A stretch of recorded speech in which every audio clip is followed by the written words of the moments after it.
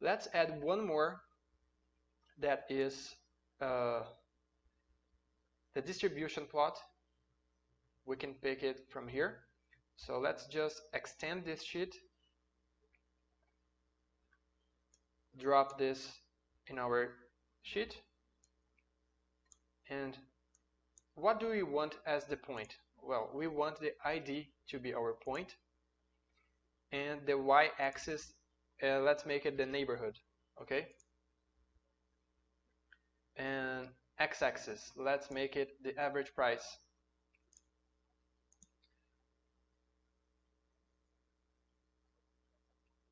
Let's see how it goes. As we have only one neighborhood selected, it will just show one row. So not that interesting right now, but let's just remove this one. Due to the number of points that we might have here, it may get a little bit slow, but let's see how it reacts. Alright, so down here we can see that's the chart we want to display. So the distribution plot according to the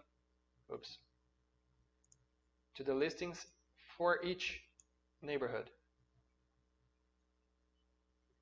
Okay, so we can see here there is much more dense in the left side, okay, but we have also outliers in each neighborhood, right? So the minimum and maximum values right here for each one of them. We can change the colors using those settings.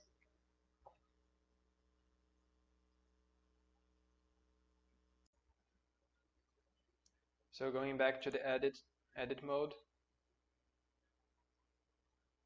yeah, the number of points in the map is definitely slowing down the other charts. So going here to the appearance,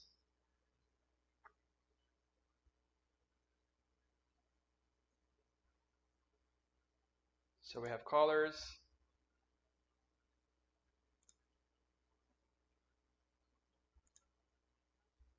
so we can change it using an expression or dimension, okay? So let's say that we want to use here dimension. Instead of neighborhood, we want to see if the listing is apartment, entire home, so basically room type.